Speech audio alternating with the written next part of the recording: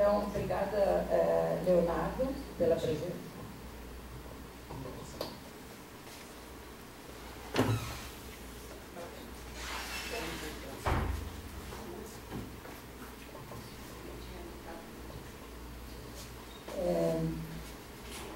Nesse momento, ao apresentar o candidato Leonardo, eu convido o professor Ricardo a fazer sua missão. Bem, bom dia, professor Leonardo. Me escuta bem? Sim. Bom dia, professor. O microfone. Bom dia, sim. Bom dia, professor. Sim. Agora sim. Leonardo, como a gente tem dito aqui, fique bem tranquilo, isso é mais um bate-papo para a gente tentar tirar algumas dúvidas ou alguns esclarecimentos sobre o teu memorial, tá bom? Então, já para nesse intuito de descontrair um pouco, eu vi na introdução do teu memorial, você fala que um dia, talvez, um estudioso dessa ciência, da comida e do vinho. Fala um pouco aí sobre isso aí. Eu gosto de reunir com os amigos, né? E familiarmente a gente às vezes faz uma brincadeira de sortear um tópico de algum país para cada um cozinhar os finais de semana. E aí tem que se fazer uma pesquisa sobre a determinada comida e o vinho da região. E aí faz uma decoração na casa, aí se faz uma explanação sobre aquele vinho. Por exemplo, um exemplo, a minha esposa a gente sorteou uma vez em Itália, né? E aí fazer panacota, aí para treinar para fazer a panacota tinha que comprar o leite fresco lá, específico para fazer, eu tive que experimentar várias vezes a panacota até ficar boa. E é difícil, a mesma coisa em relação à história do vinho, então eu gosto, acho interessante e ler sobre esse tanto. Acho que está dando o microfone.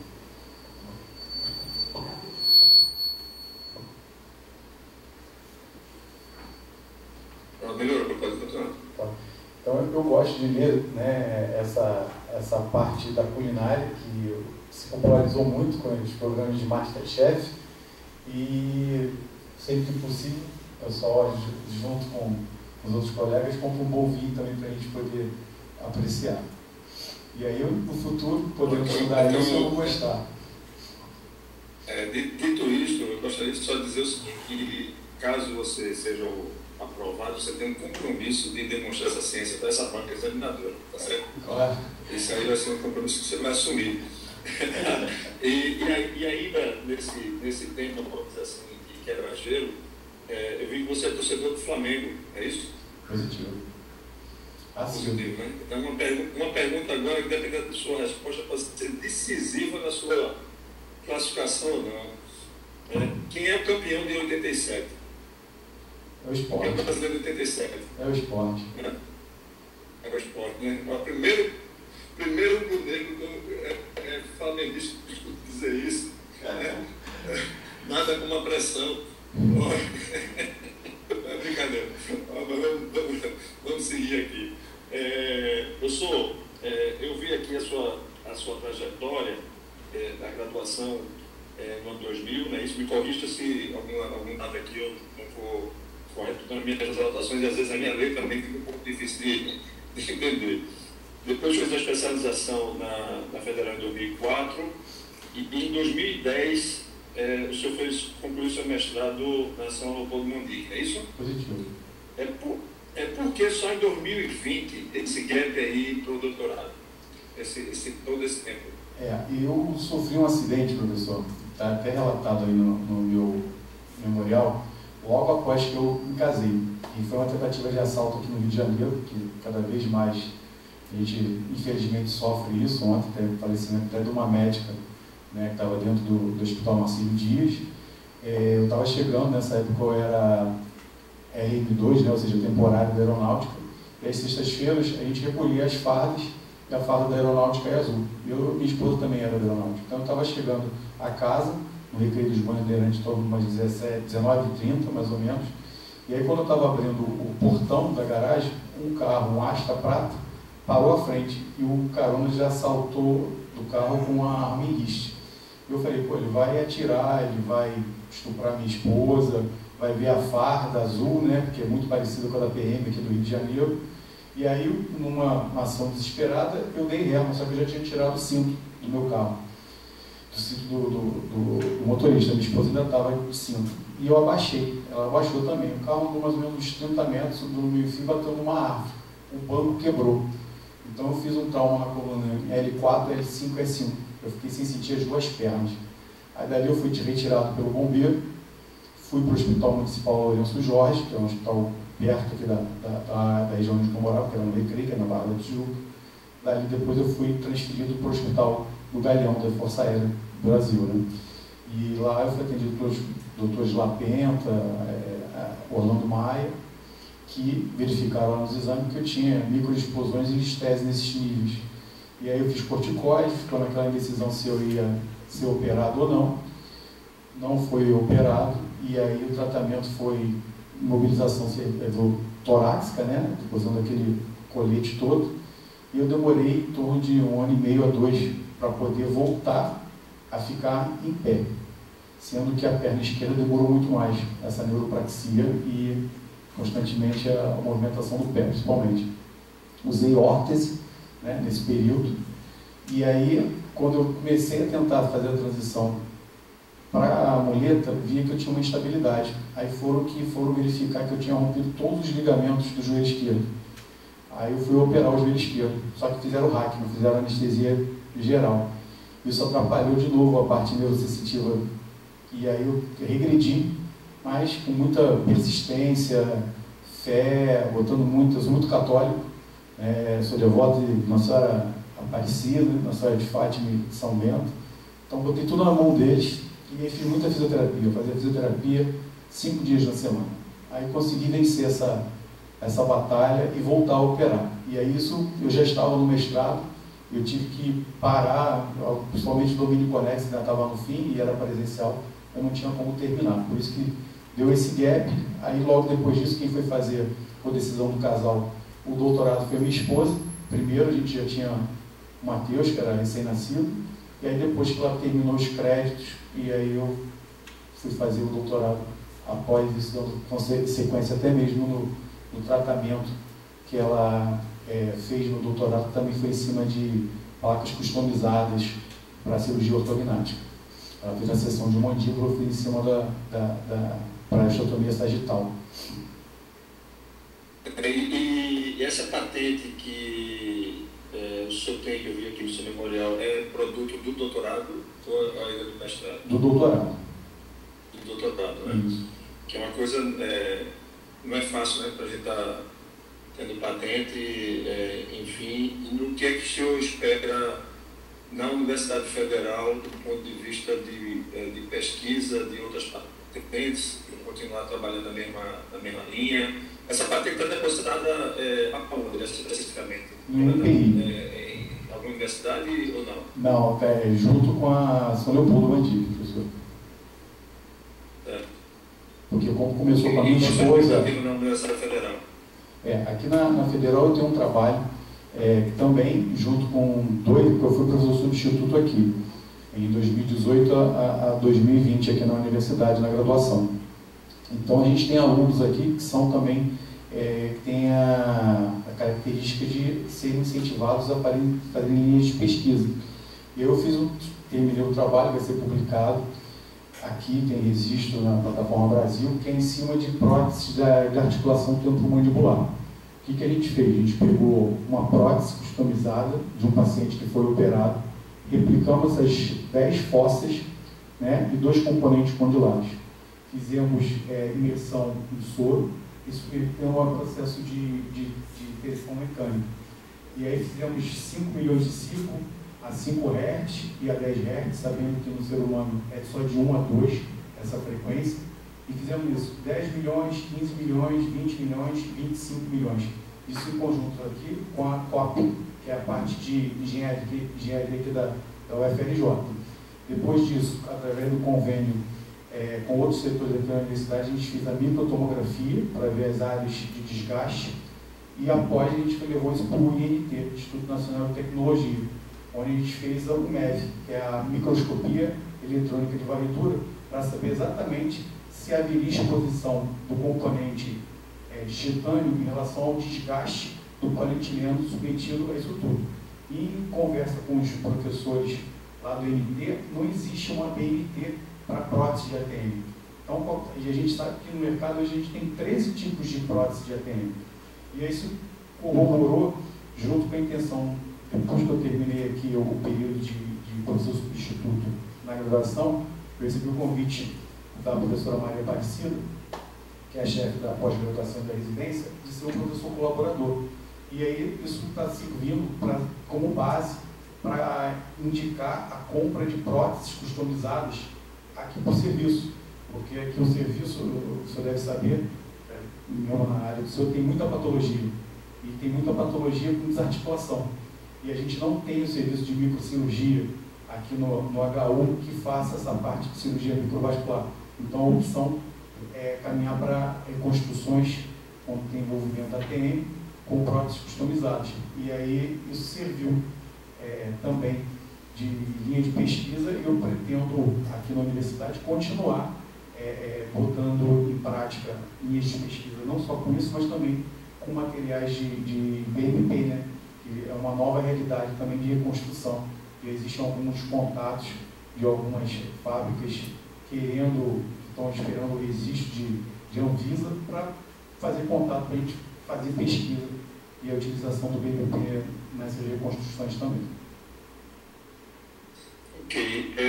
Professor, sobre seu vínculo, que se eu não me engano é de 2007 com a Força Aérea, esse vínculo era R2 ou era instalação? Era temporário. E aí depois do acidente eu não pude mais voltar na época, né? Porque lá você só pode ficar 2 anos afastado pela junta médica. Eu fiquei 4, então automaticamente você é desligado. Né?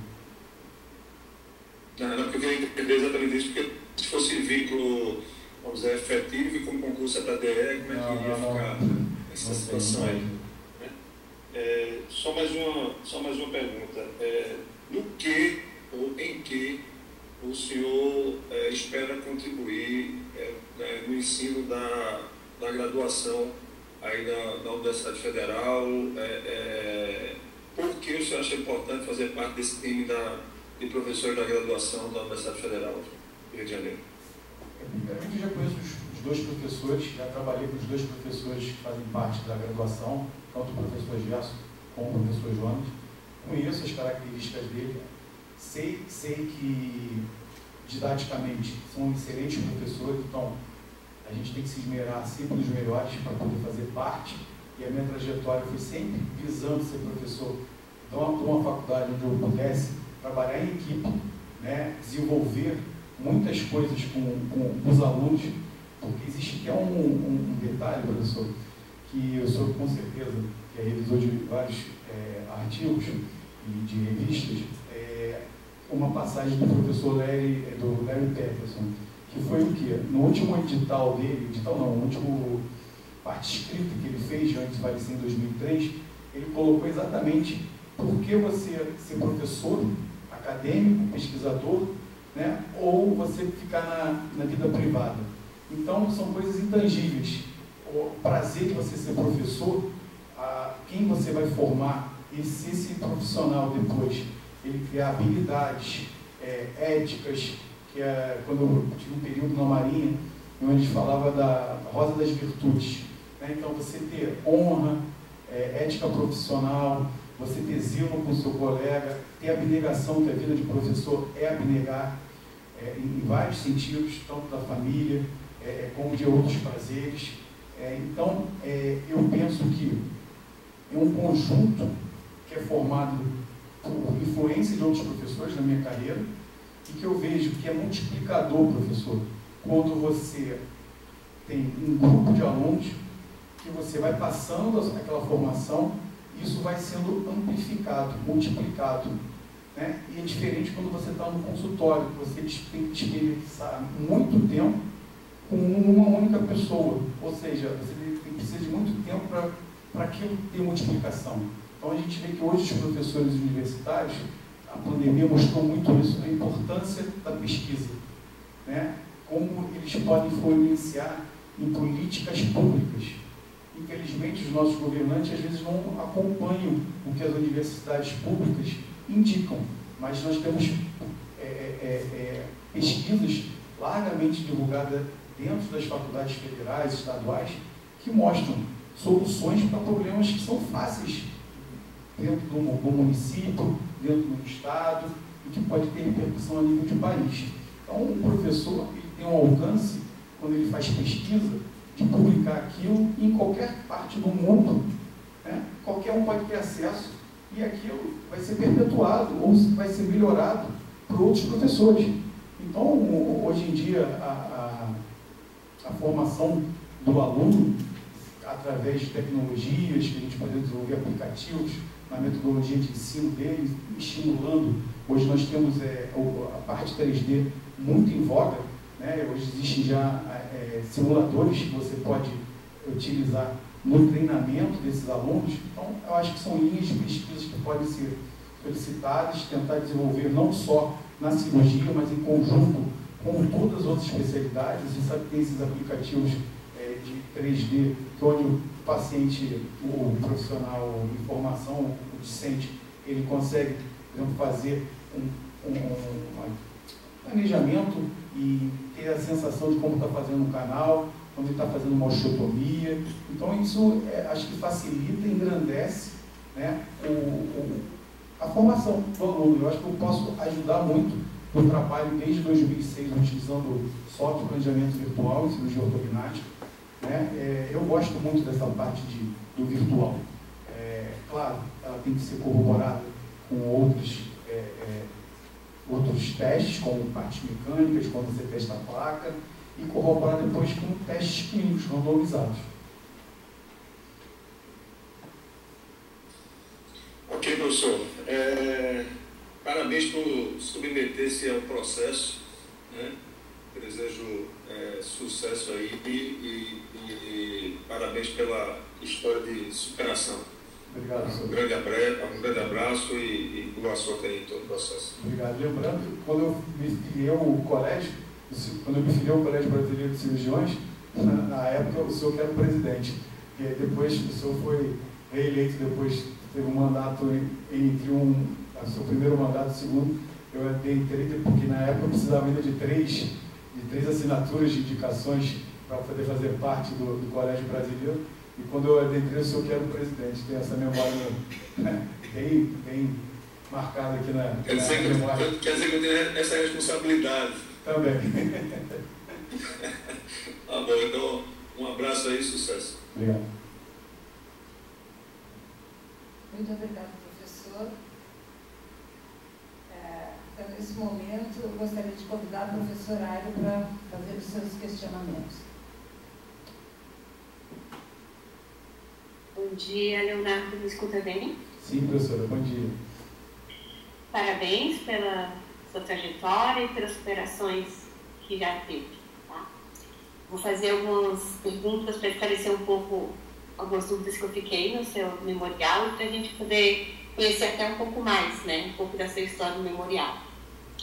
Você fez especialização, se eu errar alguma coisa, você me corrige, porque eu fui anotando para fazer um resumo aqui, tá? Mas você fez especialização em cirurgia, bucomaxilo, seu mestrado foi em imaginologia e seu doutorado em ortodontia, isso? A área de concentração final. Esse doutorado em ortodontia foi influência da esposa? Na realidade, não foi nem influência dela, professora. O que aconteceu? Ela foi fazer o doutorado na minha frente e a orientadora dela era a professora Roberta Tarcani Pachi. E ela foi orientadora dela na parte de simulação da osteotomia, do mento, usando placas usinadas, customizadas com placas pré-existentes. E aí, quando eu fui para o doutorado, a única que poderia continuar com a linha de pesquisa, que no caso era a sagital, era ela. E ela tinha migrado para a área de concentração de ortodontia. O meu era inserir em clínicas odontológicas. Como a professora já entendia qual era a metodologia, já sabia como seria a evolução do trabalho, porque eu acho que caiu, acho que o professor Ricardo. Não, é que às vezes ele sai. Pode continuar. Desculpa. Ele está na sala, só fechar. como ela já sabia como seria a metodologia do desenvolvimento, só mudando a região, por isso que ela foi escolhida e eu acabei fazendo concentração por essa funcionamento da própria faculdade. Não sou ortodontista, nunca colhi nenhum bracket. E aí conseguiram fazer a patente das placas, né? Parabéns. Você também atua bastante na parte clínica, né? Trabalhou em hospital, trabalhou na FAB, mas você também fez a graduação, a professor da graduação, em até 2011, 2011 da Unifes, né? Isso. Depois você ficou na ABO em pós-graduação. Até entrou como substituto na UFRJ em 2018. Isso. E você se mantém lá até hoje, 6 anos. Isso, só que não na graduação. Eu fui para ajudar na residência e na especialização. Isso que eu após queria o saber. período da graduação aqui na faculdade. Na faculdade, Então, só que no hospital. O substituto que foi na graduação e você mantém como voluntário, visitante, na especialização. E na residência, isso. Todas as terças e quartas-feiras. Terça ambulatório, quarta-feira centro seguro. Vocês atuam no HU? No Hospital Universitário Clementino Praga Filho. Tá. Eu vi que você tem orientação em iniciação científica lá no UFRJ? Justamente da parte da pesquisa de próteses, das fossas para desgaste, com MEV e microscopia eletrônica. Como professor visitante, você pode Eu entrei na época, foi quando eu era substituto, quando a gente deu entrada no pedido. Eu mantenho. Eu vi que você se envolveu em bastante artigos esse ano, né? 10 artigos em 2024, eu contei aqui, 9, 10 lá. Tinha que melhorar o número de artigos para poder pontuar, né, professor? Essa é desesperador, né? Publicar no Brasil, né? Difícil, né? Você se considera hoje mais atuante em pós-graduação, lato sensu, né? Em graduação ou na sua atividade clínica ali no hospital? Hoje, eu acredito que mais em pós-graduação, porque eu não estou vinculado à graduação mais. Mas eu trabalhei muito tempo em Teresópolis, na graduação, e aqui na faculdade, com as duas experiências. Sendo que na Teresópolis eu tive 2 momentos de experiências na graduação, professor. Igual aqui do UFRJ, modelo de ensino, mas no meio foi para o PBL. E muda muito o estilo de ensinar e trabalhar com os alunos no PBL. Os Estados Unidos já largaram a cultura do PBL na odontologia, porque viram que não deu certo. Mas o aluno tem que ter o interesse de estar estudando rotineiramente, tem que já vir da base, entrar na graduação pensando assim. E aí o que acontece? Você é um tutor, é um orientador em algumas atividades e não tem mais aquela avaliação, dia tal é a prova, é uma avaliação constante. Só que hoje em dia a avaliação constante em faculdade particular, você acaba tendo uma pressão, às vezes da direção, de que você não pode reprovar. E aí fica assim, você perde um pouco, como eu posso dizer, assim, você se prepara uma aula, você demonstra que o aluno precisa saber daquilo, às vezes ele não aprende, você faz o acolhimento dele, que dentro do programa tem isso, ele continua deficitário, mas ele continua progredindo. Você não consegue parar ele. Isso aqui na faculdade não ocorre. Então nunca teve esse problema. Então eu, pessoalmente, eu não gostei desse modelo.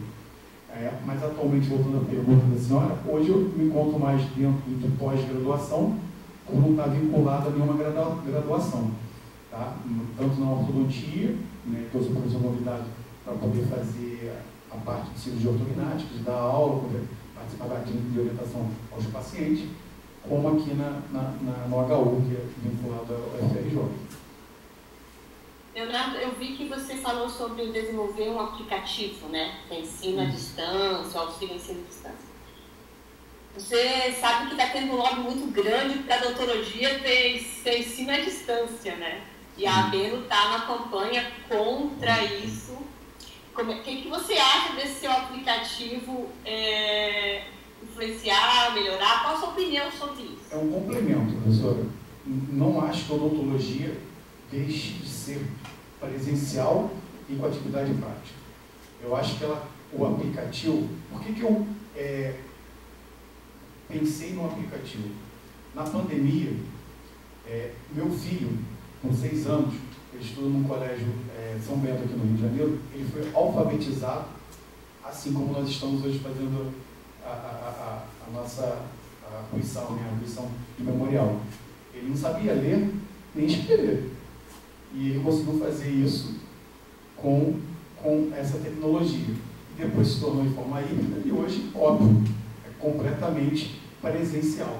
Sendo que aos sábados, às vezes, eles têm apresentação com outros colegas que já passaram pelo colégio, mostrando a experiência. Então, esse tipo de utilização de tecnologia na odontologia, eu acho que eu posso mandar exercícios de casos clínicos, discussão, e o aluno, na hora que ele tem um espaço, o tempo livre, ele vai acessar e vai poder fazer. Então, você marcar um horário para que possa ser feito isso. A gente vai, às vezes, em congressos, e as inscrições dos congressos são muito caras. Então, o professor, às vezes, vai, o aluno, às vezes, demora muito tempo depois da graduação para ir num grande congresso. Então, o professor pode fazer o quê? Uma grande aula, colocar aquilo disponível, fazer um podcast sobre aquilo, com outros profissionais, e deixar de forma mais igualitária o ensino para todos. Porque você chega numa faculdade pública, você vai ter o aluno que veio da escola particular, onde os pais têm condição, e você vai ter os alunos das cotas, que têm muita dificuldade. E a gente verificou isso muito quando eu trabalhei na pandemia aqui no hospital, e que era assustador, mas o conforto de você ter o convívio humanitário, se relacionar com as pessoas, isso não tem como não existir na odontologia. Eu acho que são complementos na formação. Na USP, eu fui numa banca de doutorado há pouco, já existe esses dispositivos para treinar, o aluno treinar uma osteotomia, tudo virtual, fazer um preparo endodôntico, né? Então, estão associando e não deixam de ser presencial. Então, para mim, é só mais um complemento e uma ajuda, né, que os professores podem interagir com seus alunos a qualquer hora. Hoje em dia, o aluno te manda mensagem pelo WhatsApp, né? Antigamente, eu não tinha o telefone dos meus professores. A última pergunta que eu vou fazer, você já está envolvido na UFRJ, já tem quase 6 anos, você conhece um pouco a estrutura, né? E eu vi no seu plano de trabalho, você focou só no aplicativo, então eu queria que você falasse um pouco mais do seu plano de trabalho. Você sabe que você entrando como professor vai ter outras áreas como administração, pesquisa, extensão. Então eu queria que você falasse um pouco mais sobre o plano de trabalho. Sim, o plano de trabalho, professora, dentro ali, porque assim, a cirurgia aqui é dentro do departamento de clínica, mas na parte prática ela fica como se fosse uma clínica separada. Então, a parte administrativa, eu sei todas as dificuldades com funcionários, manutenção. Então, eu sei que a professora às vezes tem que ajudar a bombar vácuo. Eu participei disso fazendo, quando era substituto, desligar e ligar um ar-condicionado, buscar os prontuários do paciente para os alunos, discutir com os alunos a melhor mecânica e ergonomia do trabalho, do deslocamento da sala de aula, que é um andar, para dentro da clínica. Então, pode ser a forma mais simples, mas se ela é passada de forma clara, que o aluno entenda, seja transparente, ela consegue ocorrer de forma bem tranquila. E às vezes a gente tem também a clínica integrada, onde a gente tem mais convívio com os outros professores. Os alunos estão no término da graduação e eles estão fazendo um plano de tratamento multidisciplinar. Aí que eu vejo a maior interação, não só administrativa, porque você tem que saber todo o prontuário do paciente que está na clínica integrada, com o prontuário separado, que é feito da anamnese da cirurgia, voltada especificamente para a cirurgia. Eu acho que essa intercomunicação deveria ser de uma forma já informatizada, que isso ganharia tempo, né? Então, assim, eu acho que são propostas que não são talvez caras, mas você ter um prontuário que haja comunicação das clínicas dentro da faculdade, eu acho que é um projeto bom, que evita muito deslocamento do aluno, às vezes com ficha por dentro, e às vezes aqui a gente tem uma característica que o aluno tem um carrinho. Então aquele carrinho vai empurrando pelos corredores e normalmente o que ele faz? Ele bota o prontuário ali em cima, mas ele encontra outros amigos nesse transcorrer. Esse prontuário cai, esse prontuário suja, ou seja, evita algumas coisas, né? Até mesmo de perder, extraviar um prontuário. Então a parte administrativa seria isso. A parte de desenvolvimento clínico, eu acho que todo aluno da cirurgia deveria, ou em dispositivos de manequim, a parte de anestesia, ou até mesmo estimular, e a gente tem um outro problema, é o uso do anatômico, né? De ter peças frescas para o aluno ver realmente os pontos anatômicos fora do livro. E não ficar aquela tremedeira desesperadora quando ele vem fazer o primeiro bloqueio do alveolar inferior, que ele vai fazer a extração do molar. E o medo do paciente e do acadêmico nessa primeira tentativa de anestesia que ele vai fazer para um procedimento cirúrgico, ou seja, as emergências médicas que caíram na prova começam daí, não só com o paciente, mas também com o aluno. Às vezes a gente tem alunos que, né, acabam tendo uma síncope, porque de tão nervosos, tão estressantes que eles estão. Eu vejo uma outra coisa muito importante. Eu tive um irmão com síndrome de Down e ele era mais velho, na década de 70, eu já vivenciava o que era o bullying, mas não sabendo o que era o bullying.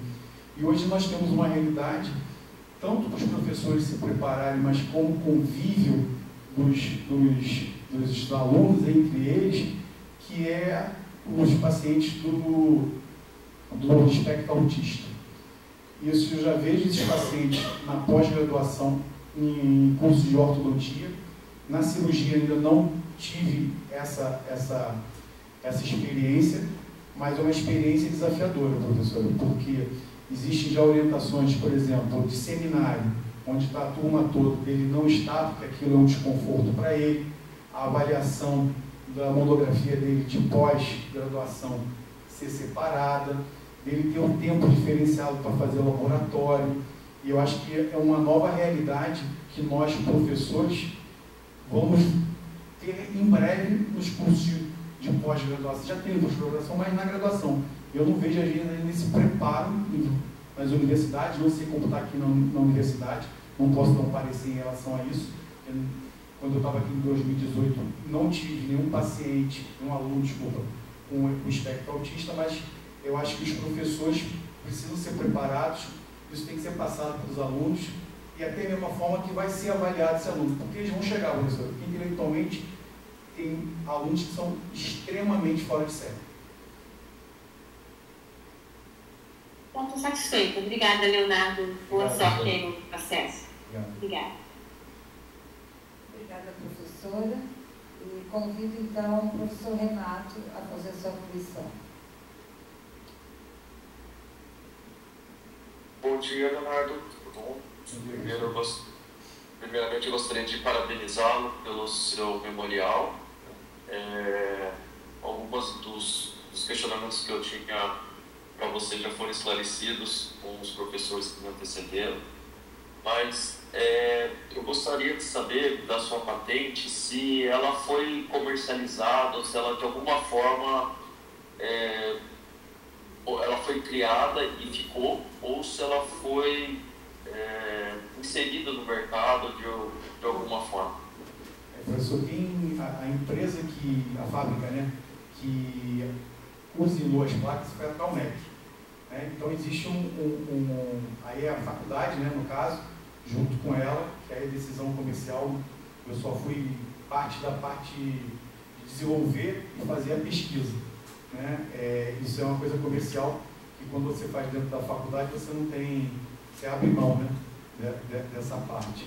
Então existe hoje, eu sou opera de cirurgia ortognática, que tem as impressoras. E aí é muito questionado uma placa usinada, que é mais cara do que uma placa impressa. Né? Até onde eu estava acompanhando, era justamente o tempo de uso de uma máquina de 5 tornos, né, de eixos de torno, né, acho que é esse que é o nome correto, uma impressora 3D. Então, era mais saber de quanto que essa placa iria ser cobrada no mercado, para ver se é viável ela ser implementada, ao invés de ser uma placa impressa. Então, assim, eu acho que os testes mecânicos, comparando um e outro, são importantes.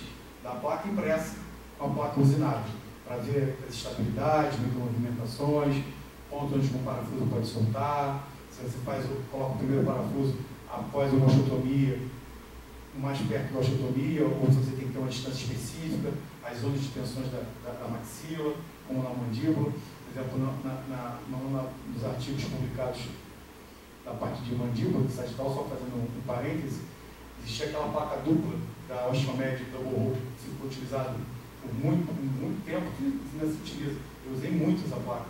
E a primeira parafuso próximo do coto era o parafuso que dava mais problema, mais próximo da sagittal. E na minha pesquisa eu mostro por quê. Que a área de maior tensão em cima daquele parafuso, fazendo a metodologia de elementos finitos. Então, muita coisa corrobora com a pesquisa quando você tem a clínica, para ajudar a você não ter mais problemas. O problema é quando você faz uma pesquisa que não tem viabilidade clínica. E aí, quando você faz uma pesquisa que você começa a ver que você teve problemas, teve que tirar aquela placa, ou substituir aquele parafuso que era monocortical com parafuso bicortical, você vê que você vai causar diferença nessa pesquisa que foi realizada. Perfeito. E você também coloca a aplicação do aplicativo, que a professora já citou e você já explicou, mas também o uso de simuladores e tecnologia 3D na graduação. Né?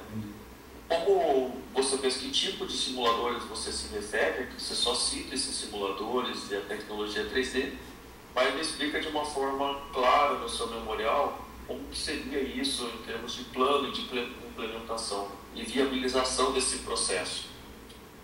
Eu acho que através da FAPESB, professor, teria que se mostrar, né, linhas de pesquisa em cima desses dispositivos apatípicos que a gente fala, para poder você ter o primeiro simulador, né, usar os softwares associados a isso, e aí sim, você, dentro de cada área, você tem um software específico.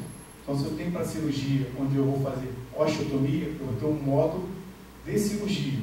E o aluno vai marcar dentro da sua grade de horário, para ele ter essa experiência. E aí ele vai poder ver, ele vai testar a anatomia, ele vai visualizar a anatomia, ele vai estar pegando como se fosse uma caneta de alta rotação, ele vai estar simulando como se estivesse fazendo uma ostectomia, quando a gente fazendo uma dissecção, isso na parte cirúrgica. Isso já existe na USP Capital, professor. Não descobri a roda, mas quando eu estive lá vi, isso me chamou muita atenção. E está sendo utilizado para as outras clínicas, só com a aquisição de software para cada região, para cada especialidade, né, dentro da graduação. Então, eu acho que seria dessa forma, tentar incentivo.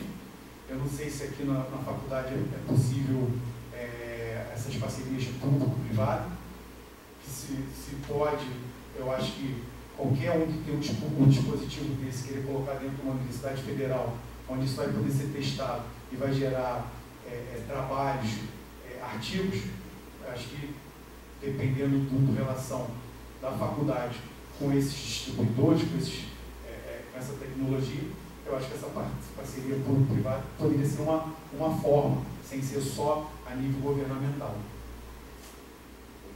E a tecnologia 3D, como você visualiza isso para a cirurgia do ponto de vista do ensino de graduação? A 3D, você hoje com tomografia, tem tomografia aqui na faculdade, né? Você consegue criar um paciente virtual, você consegue fazer foto desse paciente com uma câmera, na própria cirurgia O professor Jonathan hoje é coordenador do mestrado em cirurgia, onde ele está fazendo fotos 3D para pacientes que são submetidos a processos estéticos da face. Então, com o software você consegue levar isso para a forma digital, ou seja, o acadêmico de odontologia, ele hoje tem um telefone em mãos. Então, ele quer coisas tecnológicas. E o mundo está vivendo para isso. Eu me lembro em 2006, quando eu comprei o software Dolphin, e era só 2D, ninguém mostrava o paciente, eu falava, isso não vai dar certo.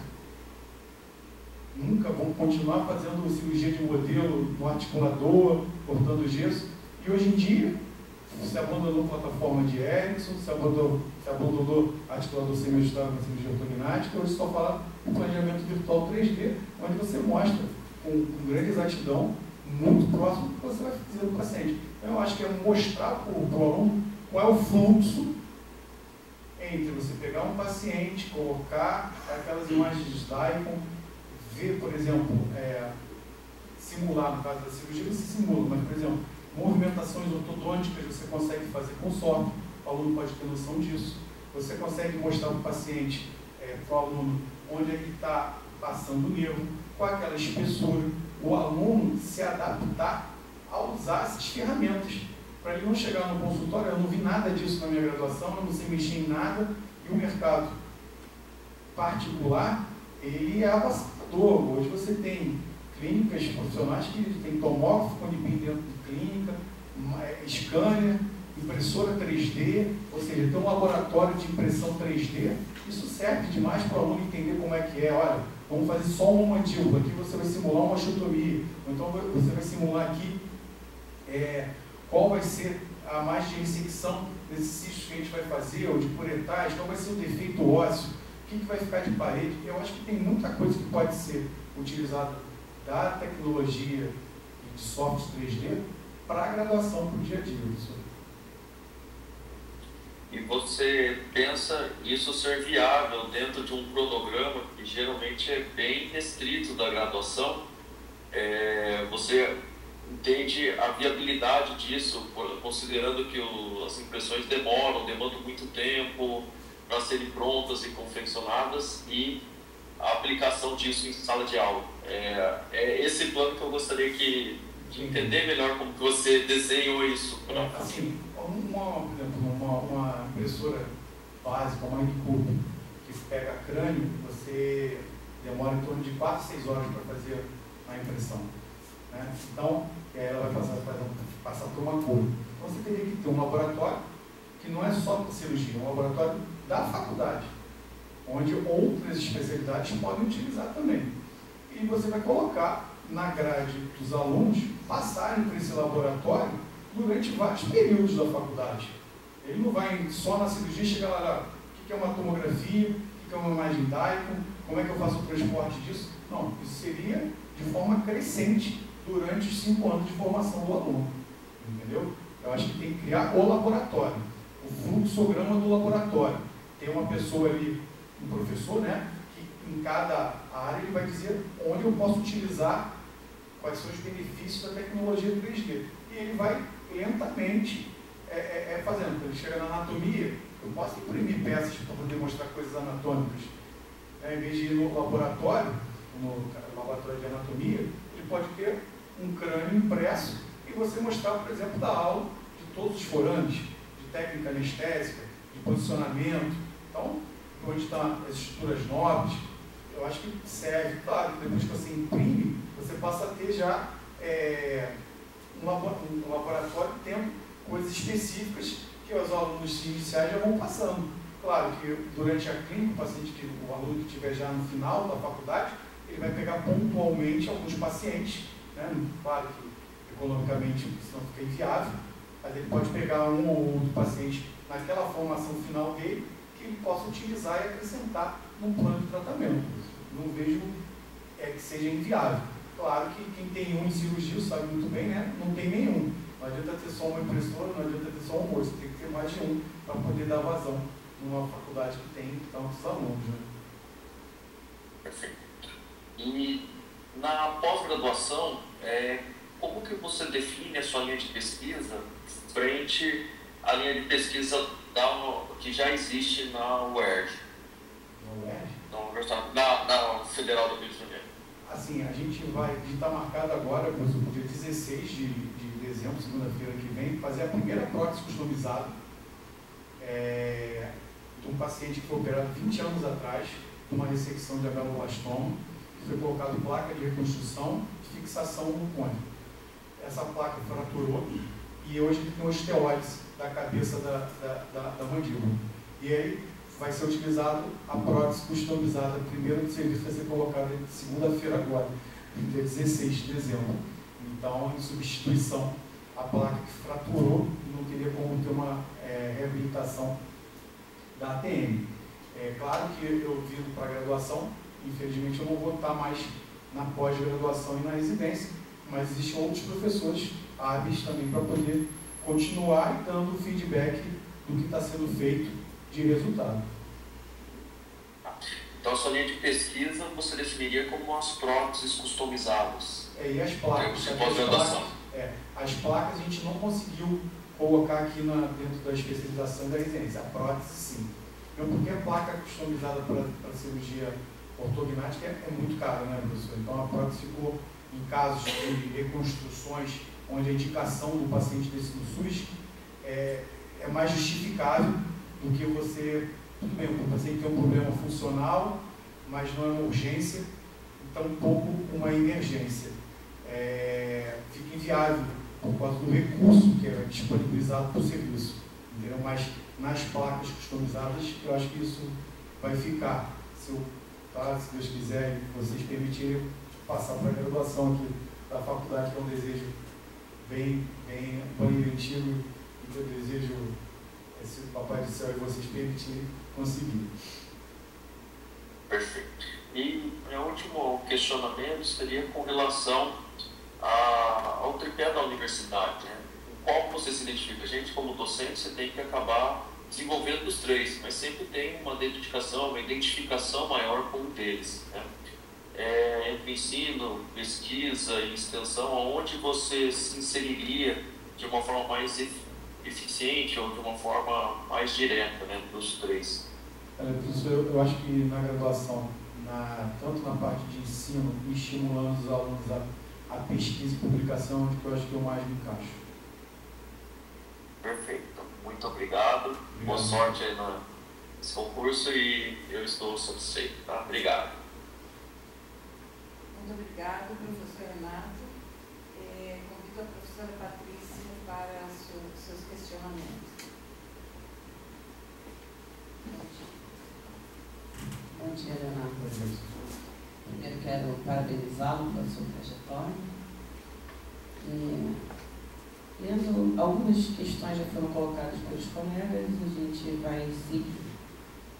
Lendo o seu memorial, eu percebi, né, você descreve que foi professor substituto aqui da UFRJ entre 2018 e 2020, atuando na disciplina de cirurgia oral. Faz 3. Mas você não descreve como é que foi a sua experiência em si, como foi a sua relação com os alunos, quais atividades que de fato você desenvolvia, se você dava aula teórica, somente prática. Você pode contar um pouco para a gente da sua experiência? Sim. Eu avalio que foi muito positivo, professor.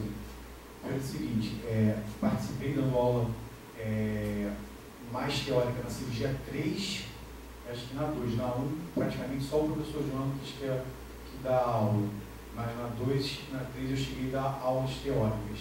Clínica para 1, para 2, integrada 1, integrada 2, sempre, todas as clínicas.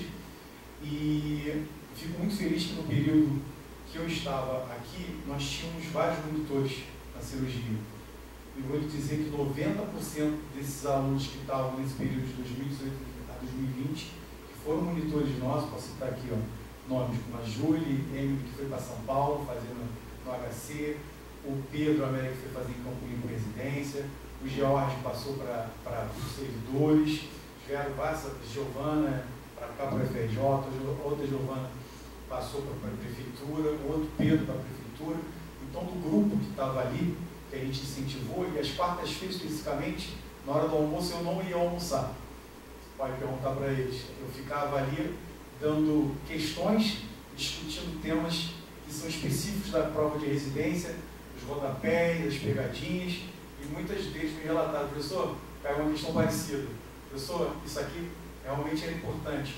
Chamar a atenção para eles, para direcionar o estudo deles. Essa foi de forma gratificante, ver que 90% desses alunos passaram para residências em cirurgia, aqui ou em outro estado. Isso é gratificante, que é o poder de multiplicação que o professor tem. Então, é aquilo que eu falei no início com o professor Cardolão, é um prazer intangível, né, que a gente tem de poder fazer isso, de inspirar o outro profissional a fazer o que você gosta, que é a cirurgia. Então, essa para mim foi uma experiência muito, muito bacana. Com outros alunos, a gente também fez painéis, mesas clínicas que são apresentadas aqui. Fui co-orientador de TCC de alguns alunos, porque o substituto aqui não pode ser orientador, mas fui co-orientador e ajudei bastante, né, nessas monografias. Eu gostei muito, professor. Então, assim, a sua relação com os alunos que gostam de cirurgia, né, que são dedicados à cirurgia, me pareceu bem próximo. Sim. Mas em relação ao todo, e considerando as diretrizes curriculares nacionais do curso de odontologia, qual você acha, ainda mais que você já esteve aqui na FRJ, né? Então, como você vê o seu papel na formação desses alunos e no perfil do nosso egresso de maneira geral, independente daqueles que, de fato, se aproximam da área de cirurgia? Todo aluno aí acaba, principalmente quando chega na integrada, ele já tem em mente mais ou menos o que ele quer fazer, o que ele mais gostou, o que ele mais teve afinidade ou habilidade para seguir numa pós-graduação, depois no mestrado. Mas eu acho que, assim, a cirurgia é uma área que ela não é só importante para o aluno querer ou não fazer exodontias depois que ele se formar, mas onde ele vai praticar anestesia, uma anamnese mais profunda, ter noções das complicações, das emergências que podem ocorrer, o que ele precisa saber, e o currículo faz parte. O aluno, mesmo tendo habilidade,